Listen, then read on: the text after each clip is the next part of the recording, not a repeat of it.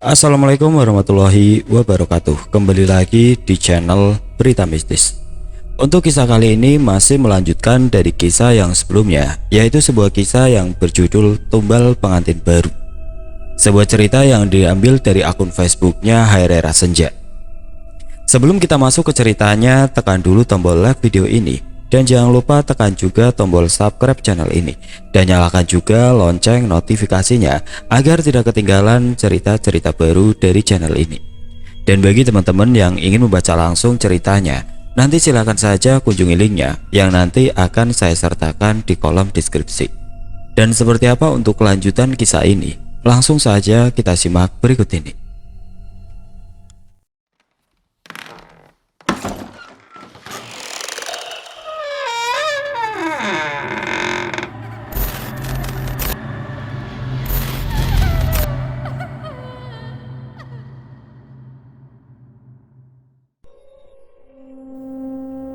Utri tidak menampik. Benarlah bahwa apa yang dialaminya bukan sekedar bunga tidur belaka. Jadi, tentang apa yang diikatkan lelaki itu memang benar tuh. Tuk Ranu mengangguk membenarkan. Lantas, bagaimana dengan pernikahannya dengan Tiwa? Apakah akan berdampak buruk nantinya? Tuh, aku takut terjadi sesuatu di alam nyata ini, ujar Utri. Tuk Ranu tidak berkata apapun karena tidak ingin menambahi beban pikiran Utri. Namun yang pasti, Tuk Ranu semampunya menenangkan Utri dengan berkata, "Semoga semuanya berakhir setelah kau menikah nanti." Utri berharap pun begitu, sebab ia tidak ingin terlarut dalam keadaan seperti ini. Walau sebenarnya jika Utri boleh jujur, ia akan jujur tentang harapan yang sudah ia gantungkan pada sosok yang selalu mendatanginya di alam bawah sadar. Namun biarlah, anggap saja itu memang bunga tidur. Utri akan berusaha melupakan semuanya dan hidup normal dalam dunianya sendiri. Jangan terlalu dipikirkan. Lebih baik kau jalani saja kehidupanmu di dunia nyata, pungkas Tuk Ranu mengakhiri. Memang ada benarnya apa yang dikatakan oleh Tuk Ranu. Kini, wanita sepuh itu kembali meminta Utri untuk memilih-milih pakaian pengantin yang akan dikenakannya pada hari sakral. Yang mana bagusnya saja tuh? Utri benar-benar tampak pasrah.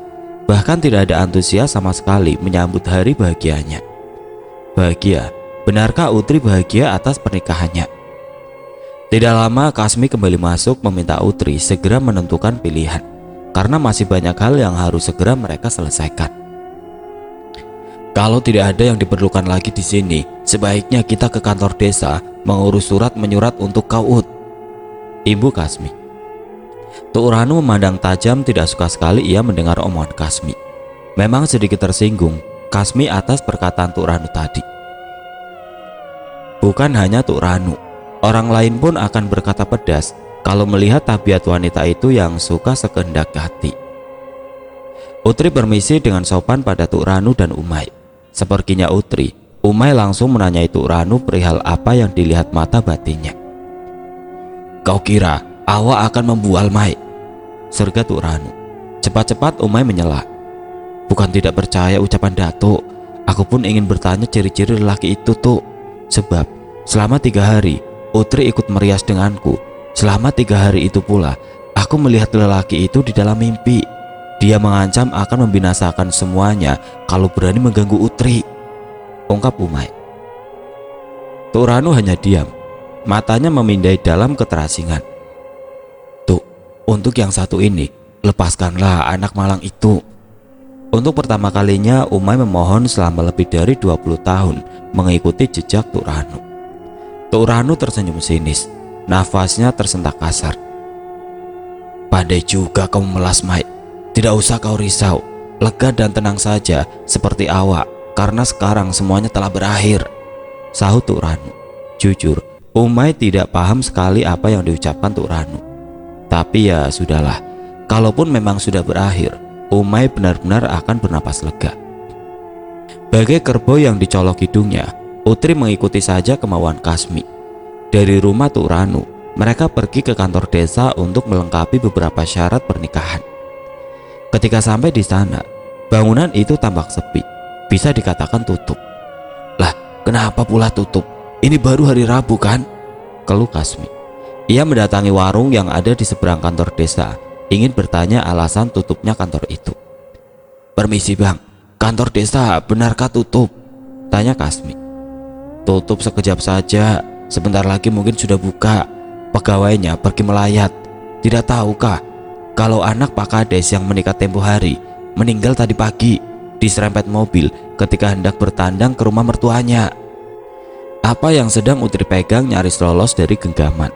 Ia menggeleng tidak percaya jika Bungai meninggal secepat itu, padahal baru 2 hari lalu melepas masa lajang. "Kak Bungai meninggal, lalu suaminya?" Hanya untuk mengeluarkan sekalimat itu saja rasanya susah payah sekali. "Ya, kalau suaminya kritis di rumah sakit." Tidak menunggu lagi, Utri segera mengajak Kasmi untuk melayat. Mana mungkin ia akan melewatkan hari terakhir pertemuannya dengan Bungai.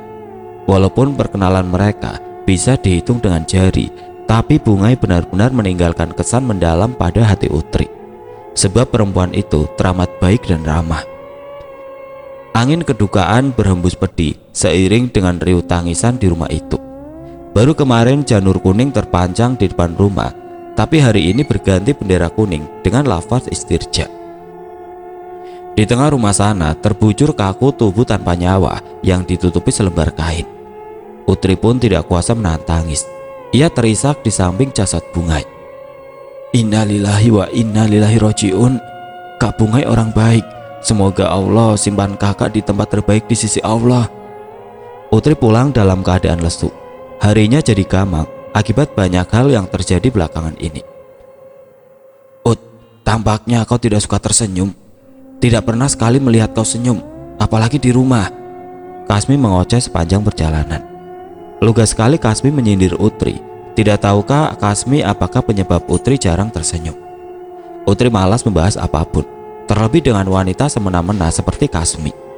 Yang hanya bisa Utri lakukan hanyalah memasrahkan diri. Dari sore sampai lepas waktu Isya, Utri menunggu Dara datang. Banyak kisah hari ini yang ingin ia ceritakan pada Dara. Setengah jam Utri duduk di teras. Pulang juga orang yang ditunggu. Utri girang menyambut kakaknya, tetapi malam ini Dara pulang dengan seraut pasi. "Kakak kenapa?" Tampaknya Dara pulang dalam keadaan tidak baik-baik saja. Utri segera membawa Dara masuk dan kebetulan Kasmi sedang tidak di rumah. Segelas air putih yang Utri berikan langsung diteguk oleh Dara. "Kakak kenapa? Kakak tidak sehat kah?" tanya Utri cemas. Seperti malam sebelumnya, Dara kembali muntah yang tidak biasa. Di ujung jalan setapak, sudah 2 kali ia terjerembab memuntahkan darah. Masih untung bisa berjalan sampai ke rumah. Bila kemarin Dara tidak merasakan apapun setelah muntah, kali ini berbeda. Ada nyeri yang langsung menghujam ulu hati. Dadanya sakit bukan main.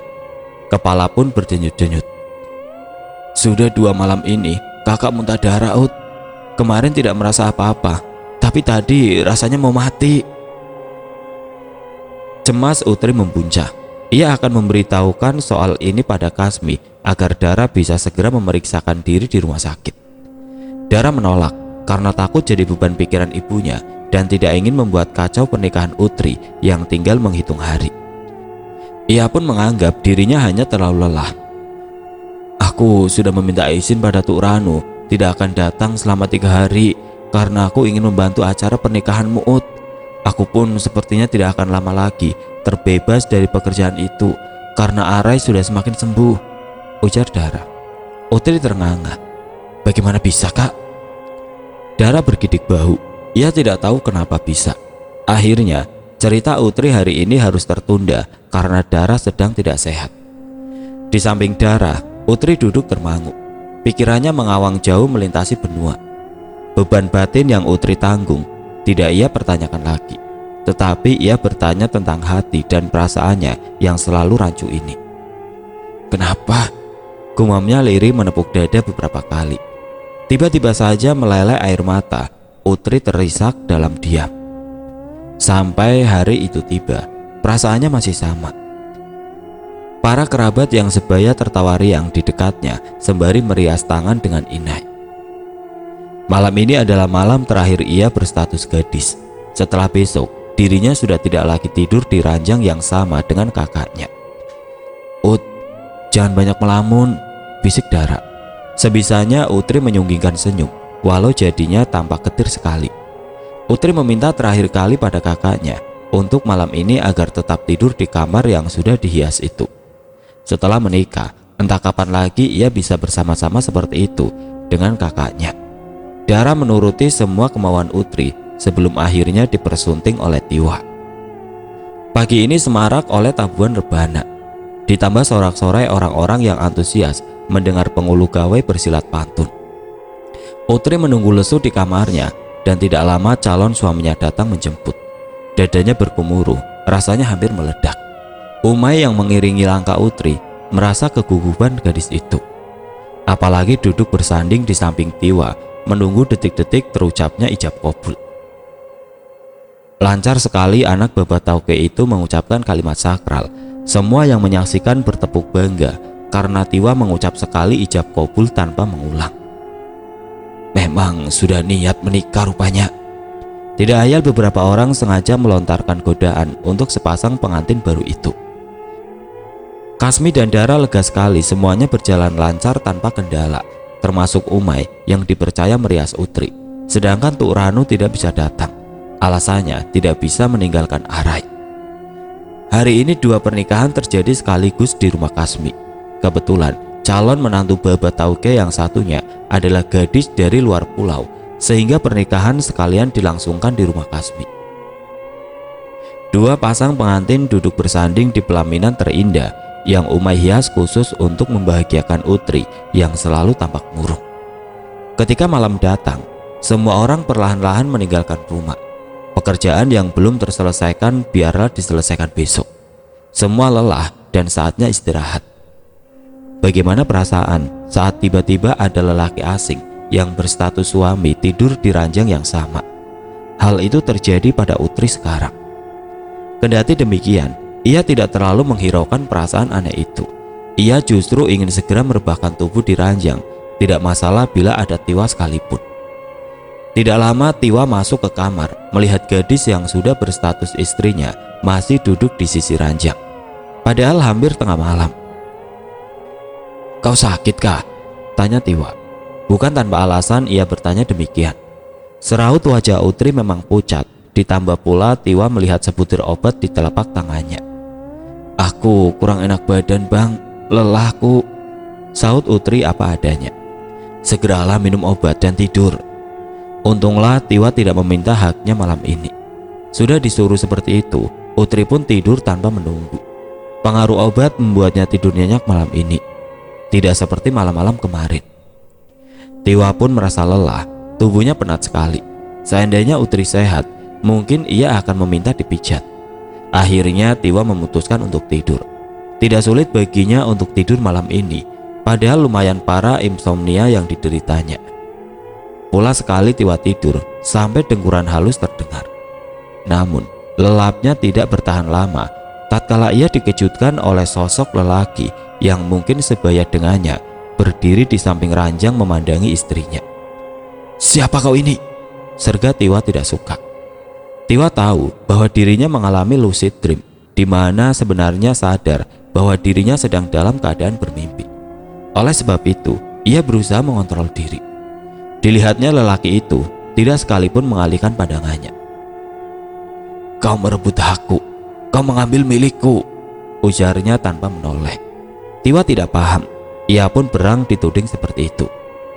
"Kau mengada-ngada sekali, aku tidak pernah merebut hak siapapun." "Dia calon permaisuriku," tunjuknya pada Utri yang sedang tertidur.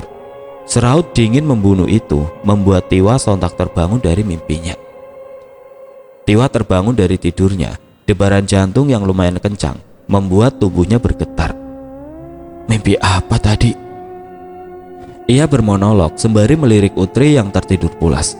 Keadaan dan suasana mimpi sama persis dengan keadaan alam nyata. Bahkan posisi Utri tidur pun sama. Gara-gara mimpi itu, semalam suntuk Tiwa tidak bisa tidur. Ia terus mencoba menerka kalimat yang sempat diucapkan lelaki dalam mimpinya. Apa maksudnya merebut hak? Lalu ia pun kembali melirik Utri. menduga kalau istrinya terkena tenung. Sudahlah. Akhirnya Tiwa memilih untuk tidak memikirkan mimpinya tadi. Ia menganggap bunga tidur saja. Adzan subuh belum berkumandang, tetapi rumah itu sudah tampak sibuk. Karena tidak bisa tidur, Tiwa pun beranjak dari kamar. Dilihatnya Dara sedang berpamitan. Dara pergi. Tiwa pun mendekati Kasmi sampai wanita itu sedikit terlonjak karena terkejut. "Pagi sekali kau bangun, Nak. Tidak lelahkah kau setelah malam pertama?" Lugas sekali Kasmi menanyakan hal sesensitif itu. Tiwa tersenyum masam. Malam pertama macam apa yang ia lewati bila istrinya mengeluh tidak sehat? Tiwa tidak menjawab pertanyaan nyeleneh itu. Justru balik bertanya, "Mak, hendak kemana Dara subuh-subuh begini?" Tidak mungkin Dara ke kedai kopi. Ia tahu jika Dara tidak lagi bekerja di sana karena insiden tempo hari. Begitulah setiap hari. Dia bekerja di rumah Mak Inang dan memang diminta harus pergi pagi-pagi sekali. Tiwa hanya mengangguk, lalu kembali ke kamar. Setelah fajar menyembul dari ufuk, Tiwa sudah segar dan rapi sampai Kasmi bertanya. Tiwa menjawab ingin pergi ke kebun karet, meninjau hasil mematang yang belum ditimbang. Namun bukan kebun yang Tiwa datangi, melainkan kedai kopi tempat favoritnya menghabiskan waktu sia-sia. Di rumah, Kasmi sudah mengomel perkara Utri belum bangun sampai matahari meninggi. "Bangun, Ut, jangan kau malas-malasan. Suami sudah pergi. Secangkir kopi pun tidak kau siapkan untuknya," hardi Kasmi. Memang Utri tidak perlu repot membuatkan kopi, sebab suaminya lebih suka menikmati kopi di luar daripada kopi buatannya. Tiwa duduk dengan segelas kopi hitam yang masih mengepul. Pagi ini ia lebih banyak melamun daripada membual dengan pelanggan yang lain. Tidak dipungkiri dirinya terusik dengan mimpi semalam. Mengganggu sekali, beruntuknya. Merasa tidak tenang, ia pun memutuskan untuk menemui kepala kampung ingin menanyakan maksud dari mimpinya. Kopi yang menyisakan setengah ditinggalkan begitu saja. Tiwa bergegas pergi ke rumah kepala kampung yang letaknya tidak jauh di ujung jalan desa. Tiwa menunggu. Setelah gilirannya tiba, ia masuk tanpa disuruh. "Kenapa, Cuk?" tanya kepala kampung itu. "Ki, aku ini hendak minta tolong sedikit. Semalam aku mimpi bertemu lelaki yang tidak aku kenal. Lelaki itu menuduh aku pula telah merebut miliknya, dan dia pun menyebut istriku sebagai permaisurinya. Ki, betulkah istriku terkena tenung?" Lelaki tua itu manggut-manggut. Ia mengambil segelas air, merobek sedikit ujung daun sirih, lalu meletakkan ujung daun sirih di permukaan air. Ia diam mengamati dengan seksama pergerakan daun sirih itu. "Benarkah ada yang menenung istriku?" Tampaknya Tiwa tidak sabar sekali. Sampai-sampai kembali bertanya. Kepala kampung menyudahi penglihatannya. Ia memandang Tiwa dengan riak bingung. "Kalau kau menyebutnya telah ditenung, rasanya kurang tepat, sebab istri kau sendiri yang telah memberikan janji, sehingga sosok itu datang menagih janjinya," ungkap kepala kampung. Saat itu juga hati Tiwa terbakar. Ia tidak menyangka jika gadis yang baru dinikahinya kemarin menyimpan rahasia sebesar itu. "Orang manakah gerangan lelaki itu, Ki? Aku harus bicara empat mata dengannya." Menggebu-gebu sekali Tiwa ingin bertemu. Kepala kampung itu terkekeh mendengar ocehan Tiwa yang tidak lebih dari sebuah guyonan. "Awak tidak yakin kau punya nyali bertemu dengannya. Lagipun, mana bisa kau sembarangan menemuinya karena dia bukan sebangsa kita." Kontan saja Tiwa terdiam. Ia pun terperangah. Bagaimana bisa istrinya membuat janji dengan bangsa jin? Benar-benar tidak masuk akal. Tidak ingin rumah tangganya terusik, Tiwa meminta wejangan kepala kampung agar istrinya terbebas dari janji itu. "Entahlah, kalau mandi air bungas bisa membuat istri kau terbebas atau tidak, karena istri kau sendiri yang telah membuatnya menunggu." Tiwa mendengus jengkel. Sial sekali hidupnya menikahi gadis seperti Utri. Hanya paras saja yang cantik. Bagaimana dengan menutup mata batin biar istriku tidak bisa lagi bertemu genderuwo itu? Untuk kedua kalinya kepala kampung terkekeh. Ada-ada saja ujaran Tiwa yang membuatnya tergelitik-gelik. Ketahuilah, sosok itu bukan genderuwo. Apa yang kau lihat, itu rupa aslinya. Dia bukan sebangsa jin seperti yang kau pikirkan. Kalau ingin menutup mata batin, bisa saja kau mencobanya. Dari dialog yang terjadi, Tiwa dapat menyimpulkan tidaklah mudah menyingkirkan bayang-bayang sosok itu dalam pikiran istrinya. Namun setelahnya, Tiwa jadi masa bodoh. Masih banyak perempuan lain. Kenapa pula aku repot-repot membawa Utri berobat? Salahnya sendiri yang terlalu terbawa perasaan dengan sosok itu. Dari rumah kepala kampung, Tiwa mendatangi kebun karet membantu ayahnya dan pulang melewati pukul 10 malam. Entah melayap kemana lelaki itu setelah dari kebun karet, padahal di rumah istrinya sedang menunggu dengan cemas. Dari bangun tidur sampai hendak tidur lagi, tidak sedikit Utri melihat suaminya. Kasmi pun sudah seperti radio usang yang berbunyi tiada henti. Sudah menunggu Tiwa dengan gelisah, ditambah pula kepala pening mendengar Kasmi menggerutu. Lama-lama, Utri tidak waras dibuatnya. Di teras, Utri duduk menangis gara-gara ucapan tajam yang Kasmi lontarkan. Sakit teramat tatkala Kasmi mengungkit-ungkit masa lalu. Tidak lama orang yang ditunggu datang juga. Cepat-cepat Utri menghapus air mata, tidak ingin menyambut kedatangan suaminya dengan tangis. Namun, apa yang terjadi? Tiwa malah melengos begitu saja masuk ke rumah. Senyum yang susah payah Utri sunggingkan mendadak sirna. Tidak lama itu, datanglah Dara. "Ut, kenapa kau duduk sendiri?" tanya Dara. "Aku tadi menunggu Bang Tiwa pulang." Dara tidak perlu bertanya lagi kenapa wajah adiknya sembab. Yang Dara lakukan hanya merangkul Utri masuk. Begitulah, keadaan tidak berubah.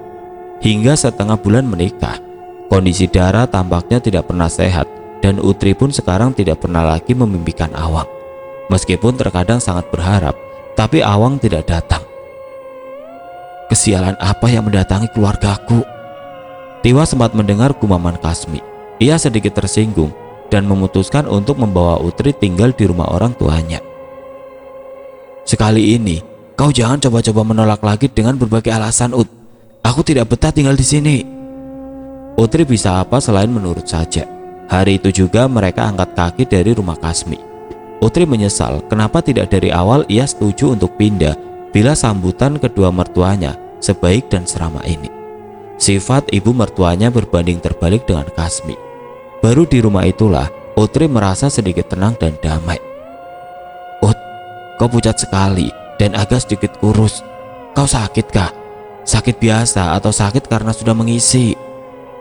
Pertanyaan belak-belakan itu membuat Utri tersenyum kecut. Mana mungkin ia bisa memberikan cucu jikalau Tiwa sama sekali tidak menyentuhnya. Bukan Tiwa tidak ingin menyentuhnya, lagi pula mana bisa mendiamkan istri secantik dan semolek Utri. Hanya saja agak sedikit aneh ketika Tiwa berhasrat ingin menggauli Utri, tetapi hasrat itu hilang tiba-tiba ketika hendak memulai.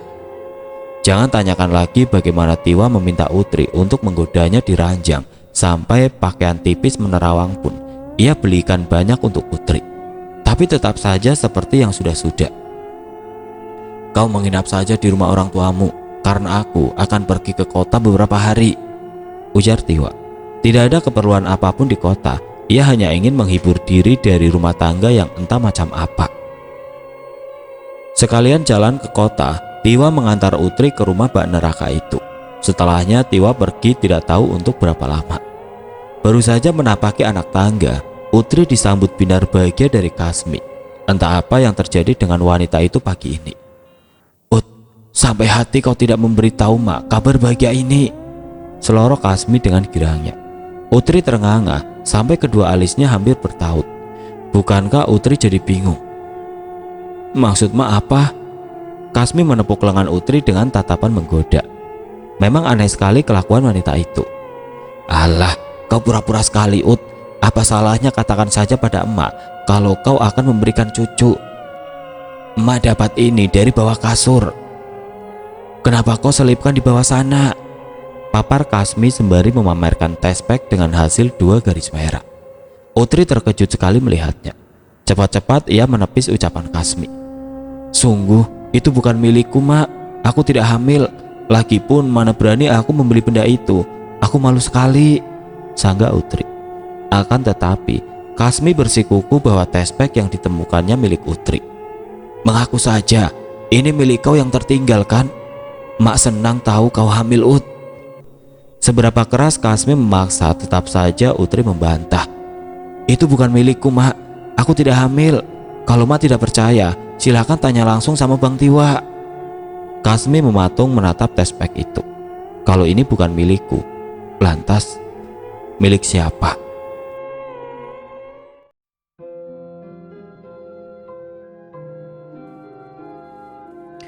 Oke teman-teman, sampai di sini dulu ceritanya. Nantikan kelanjutan kisah ini di video berikutnya.